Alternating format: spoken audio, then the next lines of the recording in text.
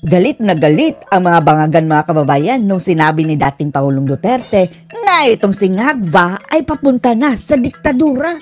Etong kanilang mga usual na mga aso mga kababayan, kagaya ni na Bersamin, ay sinabing, fake news, one-man fake news factory daw si Duterte. Budol, siya daw ang source ng fake news lahat-lahat. Nagsalita din yung mga maliliit na buhaya doon sa Kongreso at may bagong karakter po mga kababayan ang naanlak ngayon.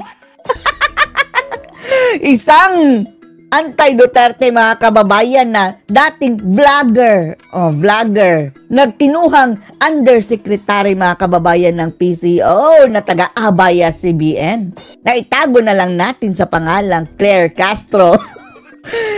Si Claire Castro na naipadlak noon mga kababayan sa selda dahil nagwala. Diyos mio. Parang iskandalosa mga kababayan, panoorin nyo ha. Galing sa Inquirer to. Attorney Claire Castro po. Attorney Claire Castro, in fairness, attorney siya mga kababayan. Pero eto ang ugali niyan. O siya yan mga kababayan. Yusek yan ni BBM ngayon. At isa sa mga aso ni BBM mga kababayan. Attack dog laban sa mga Duterte. Wala yung ibang ginawa ay. Naging vlogger yan mga kababayan matapos masira ang karir dyan sa Abayas dahil sa prangkisa. Wala nang ibang ginawa kundi atakihin ang mga Duterte. Eto na, kinuha ni Bangag mga kababayan para maging attack dog. Gamit pa ang pera ng bayan pampasahod ng mga ulol na iyan. Yan buti nga sa'yo. Ang sabi pala ng Castrong iyan mga kababayan, walang basihan. Ano daw itong pinagnangak-ngak ni Digong na papunta na tayo sa diktadura? Wala daw siyang basihan. Pues, eto ang basihan. Pakinggan mo si Roque. Bakit ang gagalaiti ang mga taga-Malacanang? Well, dahil ang Presidente Duterte, ang Marcos Jr. veering towards a dictatorship. Papunta. Ibig sabihin ng veering sa Tagalog, mukhang papunta sa isang diktadurya gaya ng kanyang amang si Marcos. Oo. Pattern na pattern mga kababayan ang mga pangyayari ngayon. Bakit naman ang gagalaiti sila? Unang-una. Totoo naman, di ba? Na nagdiktador yung kanyang ama. Naalala tuloy natin itong sabi ni Roque na malala pa daw ito si Junior kaysa kay Senior mga kababayan. Dahil kung ang ama, diktador, ang anak, diktador, sabi ni Roque. Pinuwag ang ating saligang batas. Pinadlak ang Kongreso. At ang ating Supreme Court ginawang rubber stamp. No? At siyempre, lahat ng kalaban, sinupil. At lahat ng kalaban, pinatahimik. Exhibit A. Si Roque mga kababayan. Ginipit na mga animal. Kawawa na yung mama. Sana tumakbo itong senador Nagtatago na sa ibang bansa. So, let us be objective. Dahil ang sabi ng bagong talagang Yusek ng PCO na si Claire Castro, my good friend, and good luck sa inyong dalawa ni Jay Ruiz. Napakahirap na inyong mga trabaho talaga. May bagong tagapagsalita, no? Hindi siya tagapagsalita nga mga kababayan ay Yusek. Pero wala po spokesperson si BBM mga kababayan Kaya kung sino-sino na lang ang nanggangak-ngak dyan. Ay kinakailangan daw ng ebidensya. Ano ba mga ebidensya? Exhibit A. Tangka na baguhin ang saligang batas. Charter change mga kababayan. Tapos gagamitin pa ang pera ng bayan para mangalap ng perma, animal. Ginamit pa nga ang pondo ng taong bayan, yung mga ayuda para dyan sa People's Initiative. Sa tingin nyo, tapos na yan? Hindi pa. Tingin ko, tutuloy nila yan matapos ang eleksyon. Kung matapos ang eleksyon at alam naman natin na hawak-hawak nila yung bagong makina na bibilang ng boto, sigurado yan naman. Wala na ang Smartmatic tapos napalitan ng Miro mga kababayan. Ano kaya ang kredibilidad ng Mirong iyan man? Malalaman natin yan mga kababayan. Nanalo sila, i-railroad nila yan. Magbibig. Pero wala tayong tiwala, no? To think na ganyan na sila mga kababayan maglaro. Ang duming maglaro ng mga bangag na iyan mga kababayan.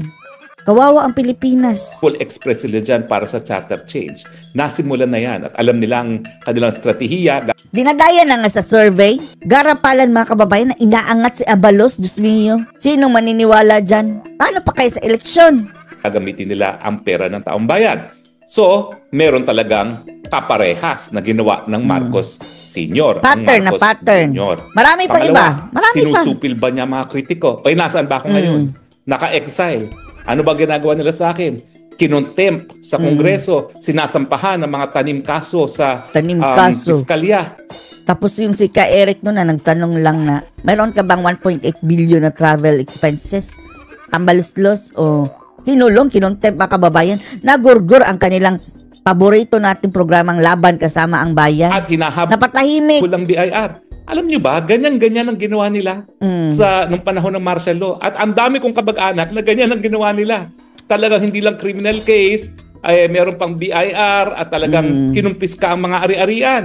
O hindi ba, nauulit muli yan. O yung panunupil, Sama-sama tayong nagkakaroon ba ng babangag panunupil? Ano ba sa tingin nyo, ginagawa nila doon sa mga vloggers? Oo. Ngayon, palibasa, ang mainstream media, hawak nila, dahil ano naman ang mainstream media ngayon, no? Lahat yan ay pag-aari ng mga tycoons, no, na alam nila na bad for business kung titirahan nila administrasyon. Tapos ang ABS mga kababayan, may malaking shares pala si Tambaluslos dyan. Kaya lahat sila Lately, nagiging makinarya ng propaganda ng administrasyon. So, sino na ngayon ang aasahan ng taong bayan para sa katotohanan? Siyempre, yung mga vloggers. Ano bang ginagawa ngayon sa vloggers? Ayun. Hindi ba, unang-una, gaya ng ginawa sa akin ng Kongreso, tinatakot ngayon ng mga vloggers para wag na magsalita at wag nang umatake sa gobyerno. Bukod pa dyan, ayun, si Jun Abinis ng Cebu, mantakay din nyo. Sinabi lang na ospital si Turiring, yung kamukha ni Diwata, nilusob ang bahay, hating gabi. Isang ordinaryong vlogger, binigyan ng search warrant, kinuha ang kanyang computer, kinuha ang kanyang cellphone para manahimik. Tapos tataniman siguro ng kung ano-ano mga kababayan, no? Hindi ba katumbas din ito ng panunupil na ginawa ni Marcos doon sa media at mga kritiko ng gobyerno? Ang pagkakaiba lang noon, martial law noon ni Marcos Sr. at saka ng martial law ni Marcos Jr., yung mga mainstream media noon, gaya ng mga pag-aari ng Lopez, palibasa, sila ay talagang pinagkainteresa ng kanilang mga propiedad ng mga Marcos, talaga lumalabang kay Marcos. Kaya pinadlock din ang mga media. Ngayon, ayaw magpapadlock ng media. Siguro dahil natatakot nga sila dun sa nangyari. So, ang ginagawa nila, hallelujah na lang sila ng hallelujah. Hallelujah, hallelujah ang mga media. Sa Marcos administration pagdating sa mainstream media. Siyempre, ang ABS-CBN na pag-aari ng Lopez, hindi yan titira ngayon kasi wala na silang prangkisa at umaasa sila na ngayong sila. Ongoing na nga mga kababayan yung franchise hearing sa Kongreso. At first reading ata mga kababayan, pasado na. Ay kapartner na ng Romualdez dahil binili na ng Romualdez ang kalahati ng ABS-CBN. Wow! Kalahati na pala mga kababayan. Romualdez na ang may-ari. Lopez Romualdez, ABS-CBN. Ayun, siyempre, alam mo na ako ano maging inclination ng ABS-CBN. At hindi nga ako nagtataka ng bagong PCO secretary, si Jay Ruiz, ay galing mismo sa ABS-CBN. So talagang wala na. Taga-abayas na. Pero, ang punto, diba si Nolo de Castro, grabe maka-atake kay Sara Duterte mga kababayan at dating Pangulong Digong. Punto dyan, pagdating sa panunupil ng malay pananalita, narariyan din. Karen Devil ang ganyang mga pangyayari sa panahon ni Marcos Jr. Ang kaibahan ngayon mga kababayan, ang ABS sama-sama ng babangag muli sa mga Marcos.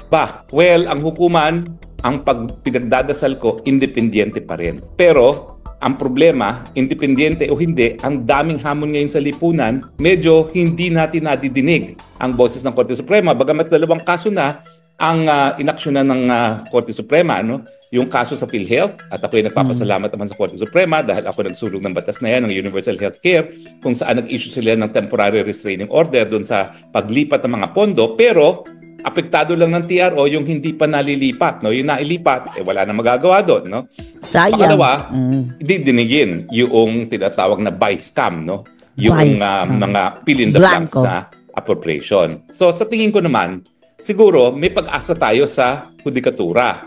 Pero sa ngayon, nakikita natin na ingat ang hudikatura. Dahil siguro alam nila na hawak ng Martin Romualdez ang Kongreso at napakadali silang tsugiin sa pamamagitan ng impeachment gaya ng ginawa nila kay Inday Sara. Pero sa tingin ko naman, in the end, talagang ang mga hudikatura, maninindigan yan. Aabangan natin mga kababayan, baka mayroon silang ipapa-impeach ng mga justices dyan sa Supreme Court kapag hindi papabor sa mga bangag. Lang yan, naninimbang lang yan at talagang nag-iingat dahil ayaw naman nila na mabaliwala ang hudikatura gaya na nangyari nung panahon ni Marcos Sr. na talagang lahat sila ay rubber stamp lang ng Korte Suprema. At sa tingin ko, mahihirapan din na maging rubber stamp ang Korte Suprema dahil unang-una, di naman si Marcos Jr. nag-appoint sa karamihan sa kanila. No? At pangalawa, napakalakas na ng kapangyarihan ng hudikatura. Kahit pa mga kababayan kung sino ang mag-appoint, ini-expect natin dito sa mga mahistrado ng Korte Suprema na sundin lang kung ano ang nasa batas. Wag niyong i-bend. Kung ano lang ang nasa batas at kung ano ang sa tingin nilang tama at justified. Noon kasi ni Marcos, walang jurisdiction ang ating Korte Suprema para baliwalain yung mga tinatawag na political issues, yung mga bagay-bagay na tanging presidente lang daw ang magdedesisyon. Pero mula nung tayo nagsampa ng kaso ng laban sa impeachment ni Hilarion Davide, kinilala ng ating Korte Suprema na sang-ayon sa ating 1987 Constitution, isa sa pinakamalaking pagbabago ay kapag meron talagang aligasyon na nagkaroon ng grave abuse of discretion resulting in lack of or in excess of jurisdiction, katungkulan ngayon ng hudikatura na magdesisyon kung nalabag ang saligang batas. So yan lang ang pag-asa ngayon ng taong bayan. No? Pero kung titignan mo yung panunupil, kung titignan mo yung Kongreso na talagang nawala na yung check and balance natin, lalong-lalo na sa mababang kapulungan, at sa tingin ko, ganun din sa Senado. Kasi nga, correct. Anong nakita natin dito sa nangyari sa budget? Pagdating sa pera, ang pinakamalakas na instrumento para mawala ang check and balances between yung legislative at executive ay busugin mo sa pera. Busog. Binusog ng binusog kagaya ng mga kongresista, mga kababayan. Hindi na nakapagsalita. Itong ang bibig, mga kababayan, dahil puno na ang bibig Di ba? Sungal-ngalan lahat. Tignan mo, ang Kongreso ngayon, rubber stamp Congress. Dahil mantakin nyo, sunod-sunuran. hindi hinihingi ng Kongreso. Presidente na nagbigay ng budget sa Kongreso. Abay, Kongreso pang nagdoble ng kanilang budget. At ganun din naman doblado, mga animal. At nagkaroon pa ngayon ng akap na sila lamang ang pupwedeng sila ang mag-distribute. Parang executive na rin ang mga buhaya. Distribute. Nalabag yan sa desisyon ng Korte Suprema Labag. na hinain natin sa Belica versus sa Executive Secretary. No? So nakikita natin na papunta sa diktadura. Veering towards dictatorship. Ang sinabi naman ni Presidente Duterte, veering towards, papunta. Hindi pa kompleto kasi mukhang may pag-asa pa tayo sa hudikatura. Tapos sabihin na, break this. Papunta pa nga Pero pag nawala na yung pag-asa natin sa hudikatura, kompletong diktadura na. Now, bakit naman hindi magkakaroon ng conclusion na papunta tayo sa diktadura? Well, una-una, hindi ba anak siya ng diktador? Anak ng diktador! Ang pag-asa na lang natin ngayon, mga kababayan, ay Supreme Court. Kapag susunod na yan, kapag luluhod na yan kay Marcos ang Supreme Court, wala na. Diktador na talaga, mga kababayan. Ako, nung ako'y nabudol, ang sagot ko kapag ako'y binibira na dati ako talaga anti-Marcos at bakit ako tumakbo kasama ni Marcos Jr. Ang sabi ko, ang kasalanan ng ama, hindi kasalanan ng anak. Mali pala ako talaga, no? Dahil mukhang genetic. Mukhang genetic sa mga Marcoses. Paano hindi kasalanan na sino nag-i-enjoy sa mga nakaw na yaman, mga kababayan? Di ba? Yung naiwan.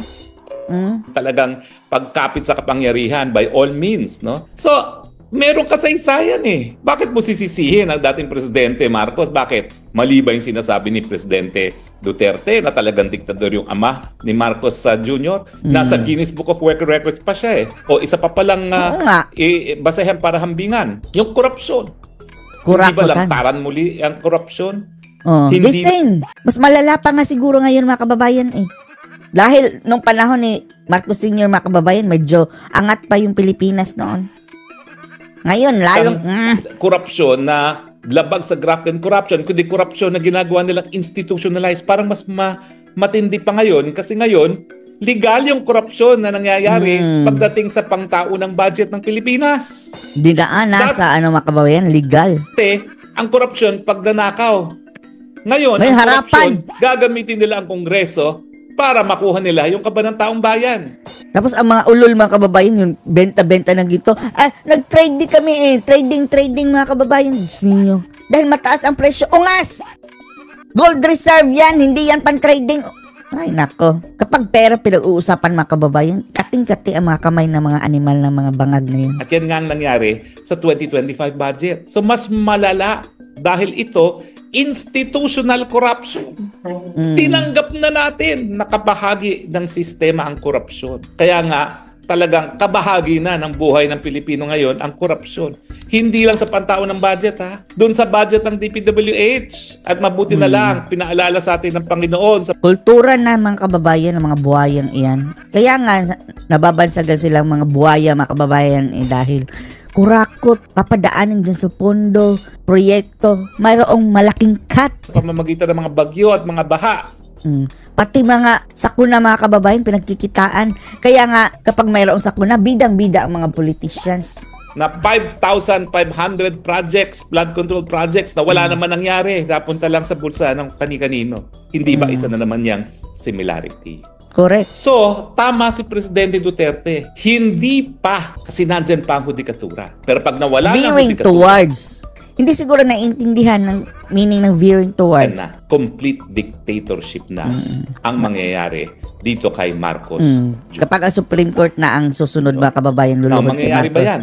Well, sa tingin ko talaga, na-realize nila na sa dami ng mga kasalanan nilang ginawa sa gobyerno ngayon, hindi sila po pwedeng mawala sa kapangyarihan.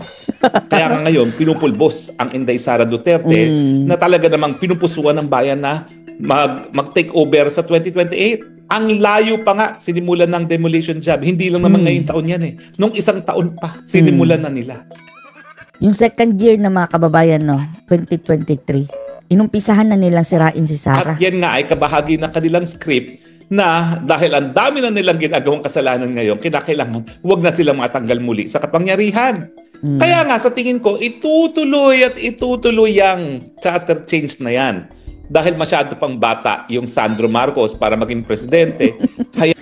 Ay nako, tuloy-tuloy ang kurakutan mga kababayan hanggang kay Sandro. Hayaan muna nila either si Tambaluslos or si Lisa Marcos mismo ang Admiral, mayroon tayong presidenteng admiral. sumunod na presidente or prime minister. Mantakin Prime Minister Lisa Tanas. yan.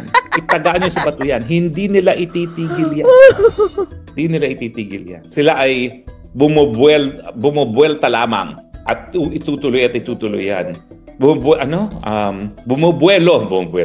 Bumubuelo lamang at sila ay itutuloy at itutuloy nila yan. No? Gaya ng ginawa ni Marcos sa senior. No? Animal. Anong masasabi niyo dito mga kababayan? Post your comments below.